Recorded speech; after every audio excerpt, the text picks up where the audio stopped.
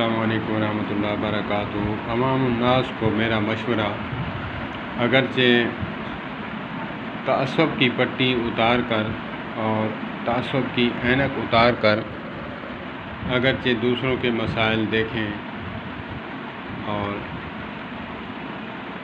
اللہ پاک آپ کا سینہ کھولیں گے اور دماغ کی کھڑکیاں بھی کھول دیں گے۔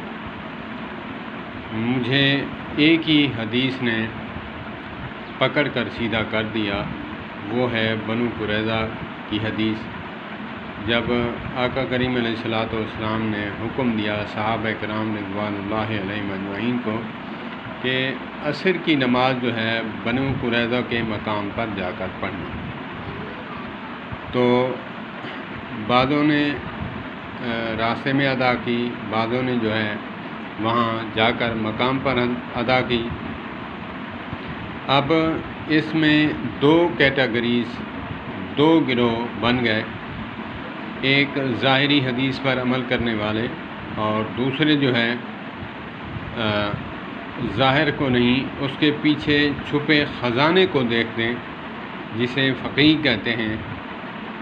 فقاہت استعمال کی کہ آقا کریم علیہ الصلوۃ والسلام کا مقصد یہ نہیں تھا کہ نماز قضا ہو جائے، آپ نے وہاں پڑھنی ہے، اور جنہوں نے ظاہر کو دیکھا انہوں نے کہا کہ آقا کریم علیہ الصلوۃ والسلام نے فرمایا کہ وہاں جا کر پڑھیں، تو ہم نے وہاں جا کر پڑھی۔ پھر واپسی آئے تو کارگزاری سنائی، تو اس میں علماء فرماتے ہیں جنہوں نے راستے میں ادا کی انہوں نے بھی ٹھیک کیا کہ قرآن پاک میں ہے کہ نماز جو ہے وقت مقرر پر تم پر فرض کی گئی ہے، اور جنہوں نے حدیث پاک کے ظاہر کو دیکھا تو انہوں نے بھی ٹھیک کیا۔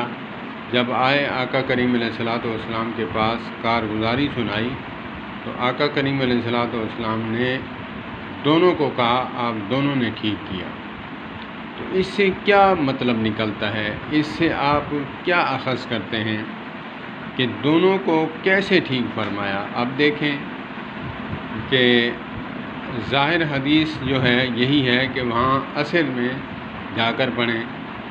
اگر میرے پیارے اہل حدیث یہ بات سمجھیں کہ نماز تو اول وقت ہے، پھر حدیث پر عمل کریں تو پھر نماز تو قضا ہو جائے گی، پھر ہمیں کیا کرنا چاہیے؟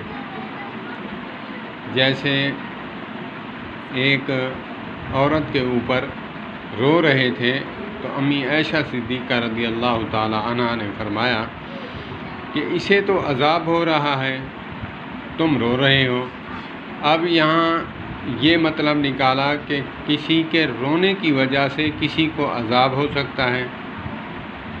اصل مقصد یہ تھا کہ حدیث پاک کا مفہوم یہ تھا کہ اس کی مشرکانہ حرکات بد عملی کی وجہ سے اسے عذاب ہو رہا ہے، نہ کہ کسی کے رونے کی وجہ سے انہیں عذاب ہو رہا ہے۔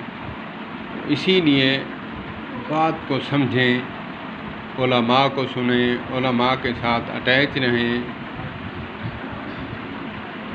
دو نالیوں والی بندوق نہ بنیں۔ خدا را مسلمان اور انسان بن کر، امت بن کر ان باتوں کو سمجھیں۔ اللہ پاک ہمیں سمجھ عطا فرمائے۔ والسلام علیکم ورحمۃ اللہ۔